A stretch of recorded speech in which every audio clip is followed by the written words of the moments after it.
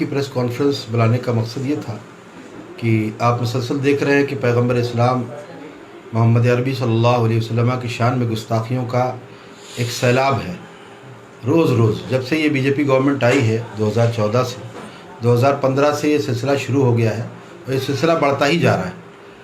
और मुसलमान जितना खामोश होकर सब्र करके बैठता है, उसके बाद एक हमले होते हैं। गुस्ताखियों की लाइन एक लगी हुई है।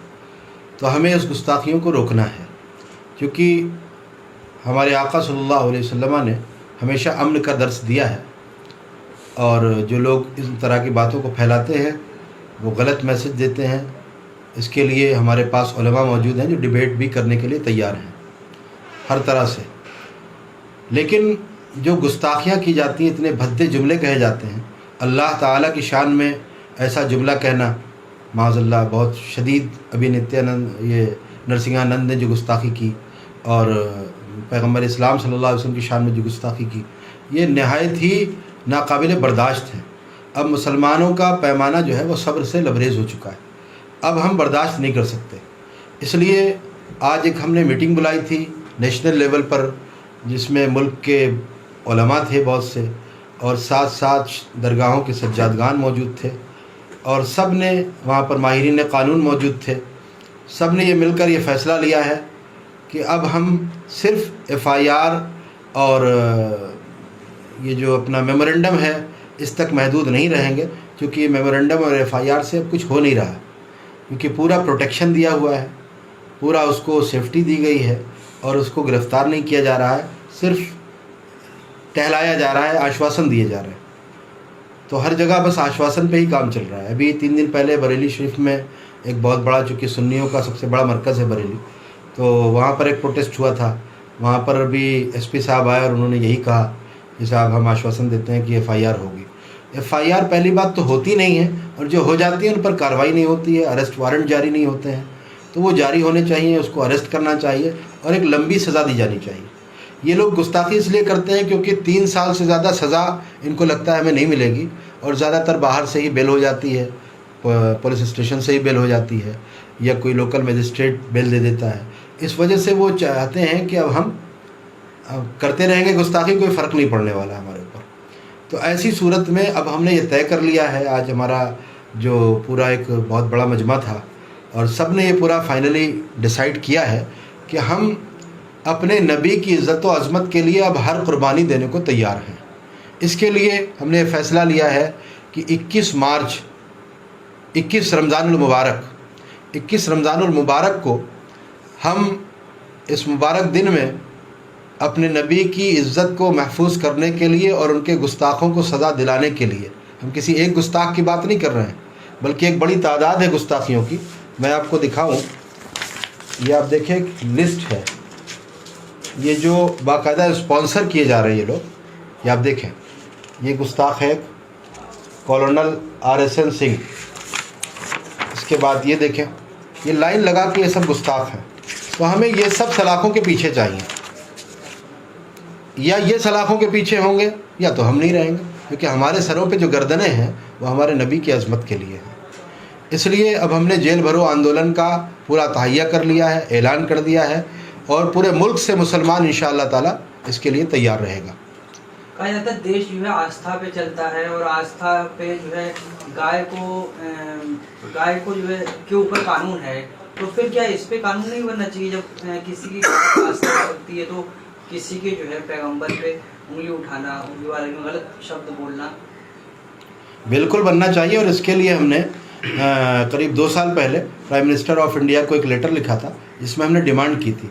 हमने उसमें यह भी कहा था कि आप तमाम मज़ाहिब जो हैं, तमाम धर्मों के जो उनके जो फाउंडर्स हैं या उनके जो पेशवा हैं, उन सब को के लिए आप ऐसा कानून बनाइए कि कोई भी किसी दूसरे मज़हब के फाउंडर के बारे में नाजेबा कलमात न कह सके, गुस्ताखी न कर सके।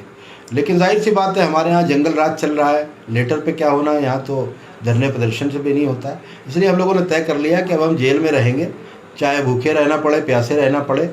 अब हम इतनी हिंदुस्तान की जितनी जेलें हैं इंशाल्लाह वो सब भर जाएंगी, कहीं पर जगह नहीं रहेगी इंशाल्लाह ताला।